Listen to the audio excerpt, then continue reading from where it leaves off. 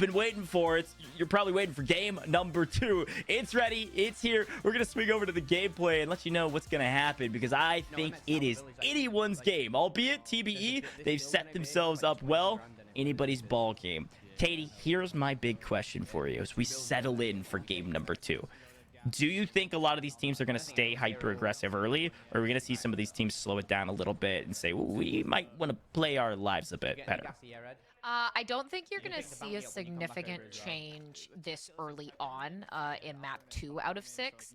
Maybe when you get to the latter half of this portion, there might be adjustments, but I think if your approach didn't work out the way you wanted in game 1, I think it's a little too early to try and change things up, because oftentimes consistently changing your strategy is actually going to hinder you more than it's going to help.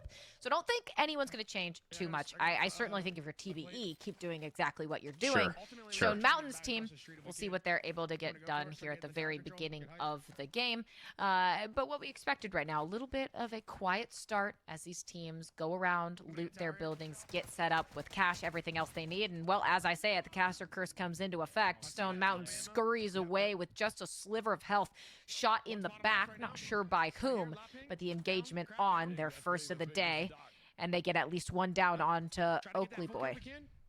Yeah, Oak Boy, very strong competitor. Of course, playing with Zlaner and Dr. Dr. D. So we're going to be seeing both of those players here shortly, unless they elect to abdicate. And that's something we'll be talking about all day today, is when you make those decisions of, hey, what's a high percentage fight that we can win? What's a low percentage fight that maybe we shouldn't be able to win? We need to back off. Those are the conversations happening from Z and Dr. D on the other sides. If we've lost one, we don't really want to go into this fight with a player disadvantage.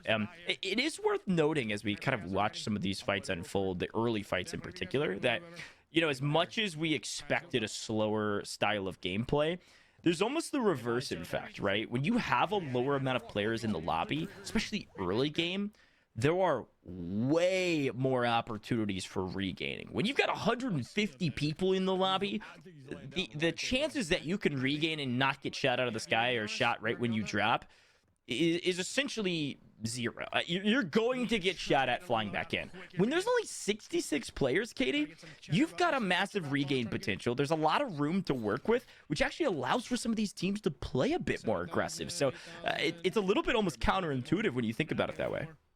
Yeah, that's very true. The regain factor is an excellent point, and I'm glad you brought it up. It's kind of the pros and cons of what's going to happen when you have larger lobbies, when you have smaller lobbies like this. Now, we swing over. Not a lot of action happening here. They do have a bounty up on Spartacus. No eliminations, at least for Tommy, just yet. But, well, we know what they were capable of the first time around, so I'm sure that won't stay at 0 for too long. Noobs with that UAV to give them a sight line. We'll see exactly where they decide to go as they mosey toward this downtown area and head toward this bounty. We'll be right on top of them. So if they can get a good landing here and a nice entry point, they might be able to make something happen. Yeah, that's high ground. You're going to have to be careful on this one. If Tommy just swings in, and I think this is a great strategy, especially when Tommy's sniping. He's got Almond. Oh, nice shot. Spartacus goes down. Jade of Ice goes down. Was able to protect Almond and grab 2. Now, these should probably be able to get res. The question is, can they get res and place in? Oh, no, it doesn't matter. Spartacus is on the bottom floor. Spartacus is out of it. Are you kidding me? Tommy is on fire. He is proving all the doubt. If you even question Tommy for a second, he is back and he is ready to rock and roll. We might see a trade here on Noobs with Almond and Tommy kind of pinching in from either side. This should be a free and clear TBE win, especially with Tommy coming in on this side in the smoke. 1, 2, make it 3. That's a team wipe. Looks like there's another team close by too.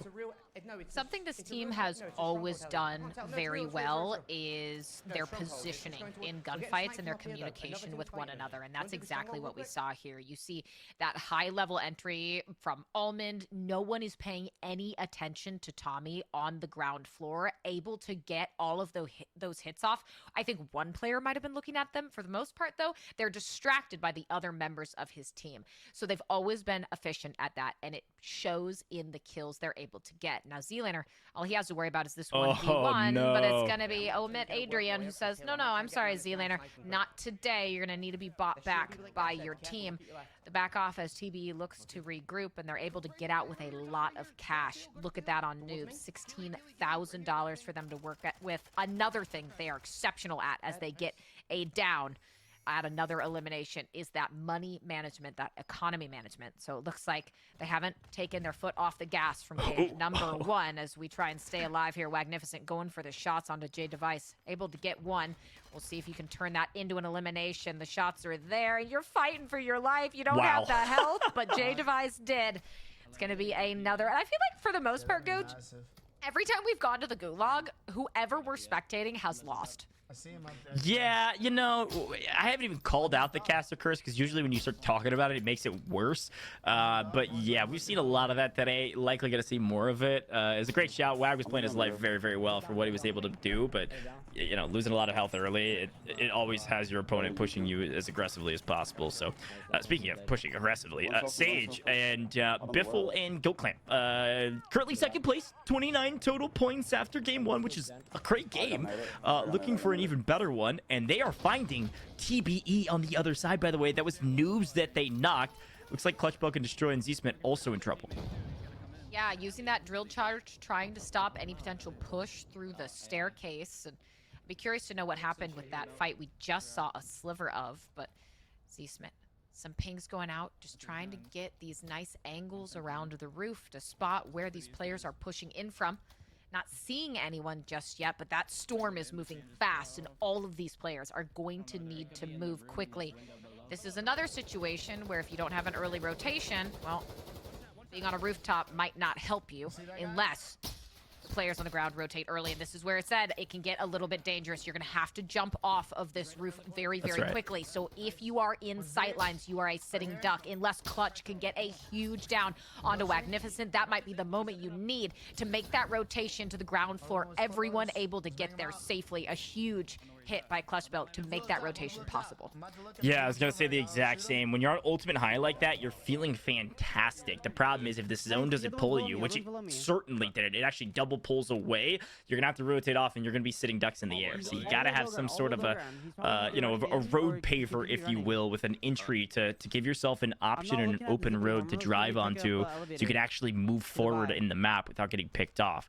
Now, Wag's been cleaned up, but it looks like Nickcool and Picnic are both still alive. Now, we saw Wag actually losing the Gulag, so likely was bought back and eliminated really quickly upon coming back, probably without even a loadout weapon in hand. So something to keep an eye out for is if they're able to get Wag back again. There is a buy close, and they have money, but it's Picnic's going to have to be the one to get the buy. You know, Clutchbug can Destroy and Z-Smith are right down here below. Oh, they were down to below. Looks like they got wiped. Destroys at the Gulag. And I think we've got Clutchbug fully out of this game as well. Z-Smith may be the only one still alive. Still sitting with Tempered, so likely is. Destroy would love to win this against Smixy right now to get back to Z-Smith. Regaining with one is way harder, and Destroy says, don't worry. I'm coming back, Smith. Let's work together. Nice job from them. Yeah, something going awry in the latter half of that rotation. We swing over to Shifty's team. Small amount of eliminations, but certainly better than none. Keep in mind, all teams still alive. No teams fully eliminated just yet. They do get a down onto Spiros. See if they can clean up the rest of that team. That UAV going to continue to help as this team diving into the water, trying to keep themselves alive, but well, you've got the entirety of Ahsoka, Skullface, and Shifty running down at you. So that's certainly not going to be too much fun. Joewo trying to stay alive in the Gulag, gets tagged up against Jukies, goes for the shots, initial tags, not able to close it out, but the damage will be there. Nice push out of Jukies, goes awry. Joewo ready for it, pre-aimed in, gets the kills. We'll see you later. Yeah, we're going to swing over to Symphony's perspective. Holding down the building strong. I will say this is kind of a, you know, classic kind of ranked strat. You want to try to hold a nice position, hold the interior. If you've got a shotgun, might as well hold the interior. It's a lot easier to make sure it's close encounters. Otherwise, anytime you're rapping, you're going to be seeing those smokes. So again, if you haven't played a lot of Al Mazrah, especially if you haven't played Al Mazrah Customs, yes, a lot of people use smokes. Well, it doesn't help when you're not covering your side. There's a Limax picking it up. That's part of Joewo's team. But smokes are going to be key today because in ranked and in customs, all of our thermal and our night vision weapon sights are banned in this tournament. Now, ranked bans most of them, but all of them are banned for this tournament. So smokes are key to your success. And Sim tried, it just wasn't enough, especially when the team you're fighting either has height or just a slightly different angle than you expected. Spot one on the roof, a beautiful shot at a Joewo. Zlaner, the precision coming in from Breadman, trying to clean that up, but Limax does get traded out at the same time. I imagine Zlaner, if he was able to get away from that precision, should be able to get picked back up. Limax on his feet as well is taking damage as they try and find a new angle for this fight, but still a beautiful opening shot there out of Joewo. Some crisp shots we've really seen from that gun in general across the player base so far today. A new angle, taking a look, watching that top, doesn't see anything, does get that red laser though, scrambles away immediately. That's gonna give it up pretty quick if you see something like that, Goj. But the push finally starting to come in. They look hungry for this engagement. They want to get over there, get these eliminations. Yeah, those would be big takes if you can find them. And look, the MCP are fantastic weapon to use, especially because you can use it to enter your fights. A lot of our entry man positions in the past have been like subs and things like that, trying to grab a knock and then moving on. With the MCPR being a one-shot headshot, you can use that, follow up with a kill streak, then you've got player advantage, and likely those players will be flying at you once you have the player advantage. So something to keep in mind is that most teams will be running at least one sniper in a lot of customs. Occasionally you'll see those broadside shotguns for close range fights. Otherwise, you're going to be mostly seeing Cronin still, ISO still, and then those Lockman subs are likely the best sub option. Swing back over, Breadman, the call out comes in frantic, and well, he'll be sent to the gulag. His turn to try and make it out alive as Joewo quick scramble up to the top of this building. Not able to see anything as the dust clears. But, well, Limax now in a bit of trouble. It looks like that open area, not where you want to go. A precision overhead as well. Jumps into the smoke, trying to make it through. That's going to be Joewo with the down onto the dock himself. But unfortunately, you're going to have to give up in the process. So a push that goes disastrously. I'm not sure how many of them also have gulags on top of Breadman, but hopefully at least one able to get back into the action. But that's how it can go sometimes, Goj. If you get caught out by a team holding open ground like that, it can be exceptionally difficult to make that push, especially if you don't have other rotations available to you. Yeah, and again, we talked about when there's 66 players in a lobby like this, your regain potential is massive. There's a lot of ways to get back into this map and survive. So you're seeing a ton of buybacks across the page, but that means your resource management has to be perfect. You need cash for buybacks constantly. You need UAVs for information constantly, and you need PAs or precision airstrikes is what people call them. Precision airstrikes, you need those constantly, especially if you got a sniper on your team. You want to be able to follow up every single time to confirm that kill. If you're just dropping downs, all you're doing is depleting shields, which is great. Some plates, that's fine. You have to be able to clean up those kills, not only for your point values, but also to have a chance to get a full team wipe and knock one of these good teams out. Speaking of getting knocked out, FIFA out of there. Got a direct contact with the grenade, but it was a little bit too late. Colors flying back into the lobby. Yeah, unfortunate. Gets caught out trying to throw that lethal and pays the price for it. Might be a different fight if he didn't do that, but doesn't matter at this point. Super Evan is down. Clamp and Co trying to make something happen. Biffle sent to the gulag. Things starting to fall apart as the trades are there. Super Evan downed on the staircase, trying to stay alive, but Clamp another down. That'll be Swagg out of the action. They're able to work their way through the house, at least win the gunfight for the time being. Good news, Biffle with that gulag to hopefully tack on another elimination as we swing over to Z Colors. Z Colors, goodbye. I'm gonna go literally anywhere else than where we are right now, trying to figure out the best place to land. As Goj said, the regain potential here much more viable for these teams because you're not going to anticipate a team at every single section of buildings since there's only 66 total, and our first two teams have been eliminated, which means we are officially into our placement multipliers. Yeah, that's a great find for Aydan. Rated on the other side, finding a few as well. They've got kind of high ground here. Observatory. First time we've seen Observatory on main broadcast. Attract's actually finding Aydan on top of Observatory. So Raiden knows exactly where to go to aid his teammate. Aydan has not fallen yet, so does have the gulag to work with. And the question is, can Raiden and Adrian work together here to find at least Attract? Of course, Attract playing with Flanked and Smixy. That's a throwback team as well. That trio played a lot of events back in Verdansk together in particular, and then kind of split and went their separate ways. It's great to see Attract back in the comp scene, and so far looking really strong, taking out Aydan and pushing Raiden off the fight. We're gonna have to reassess this fight from a different angle. That's gonna be a tough one to win when likely Attract has high ground. Yeah, a lot of these teams we've been seeing so far, this map at least, trying to readjust in these fights, not finding those comfortable angles that we saw from a lot of the gunfights there in map 1. Destroying Co, though, alive and well, now flush with cash, so at least stable. As I say that, well, destroyed, shot in the back, nice. Yeah. Hit through the window of that car, able to knock the armor, gives him some time to regain. Now they at least have a sight line on where exactly one of those players is, but Destroy gonna reassess, rotate around to the right, see who he can find. The comms there from Clutch marking that location. Where did the rest of this team go? Is it a full squad or not? They don't want to be too aggressive here until they get at least one of those downs, maybe an opportunity to push up. Can I just say, I am having so much fun. This has been highly aggressive Warzone customs, and I haven't seen this style of customs in a long time. The perfect cook-off to celebrate Grill Shark. They like things hot and heavy. They like things aggressive. You could use your Grill Shark in 7+ different ways. Everything you need. And our Warzone players are playing like it. I've been so impressed by the play speed and also the skill and abilities that we're seeing from these teams. They are locking in before this World Series of Warzone finals coming up. Destroy in a bit of trouble, but perfectly dives down into the next floor. Gonna be working with Z Smith to try to take this fight from a different angle. Has had some nice initial shots, just not really able to convert them into a down necessarily. And flights like this, they can go on for so long because no one necessarily has a angle advantage, which always opens up the risk of a third party coming in and trying to play spoiler for the two teams that are battling it out. Now Raiden on a rooftop of his own with 3 eliminations to work with. Not sure what the rest of the team's doing, how they're doing elimination-wise as they rotate around Observatory. But, well, Swagg, everyone in a bit of a pickle here.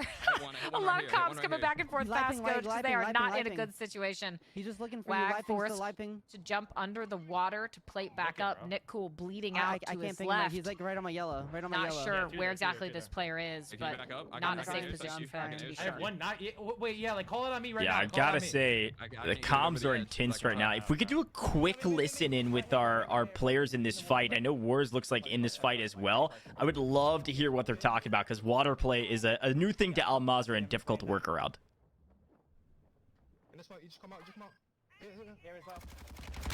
Yeah, I'm right close to them. 25. That guy's one shot on the right. Yeah, I think you just got rest. One just got rest. I haven't got a gas mask, so I've got to be careful here. I popped Daddy though. Yeah. One's going deep left. Yeah, I'm right. Cracked him. I'm looking at building, yeah. One sec. One went deep left. One went deep left, by the way, on me. On yellow ping. That direction. Yeah. Yeah, they got knocked by a new team. Should we go yellow ping? Like, down like to your left. To your left. I saw him like... He was like here somewhere. Yeah, behind me. Is he inside? I don't know. In the storm. Yes. Oh, he's on inside the bomb as well. Gonna heavy, be careful. One shot, knocks. Inside the bomb. Inside the building. He jumped on me. Yeah. Where is he? On me. Anytime. Out the back, here. Out the front. On me. Yeah. You got the bubble. Yeah, I threw. Yeah, 10 seconds by the way, so... Is he gonna come in time? Yeah. Oh, Well, you need to res him. Okay. I was on the roof. Yeah, Katie, that was... I guess I could just call it chaotic. I mean, great comms in terms of speed, chemistry, talk, but they didn't know anything.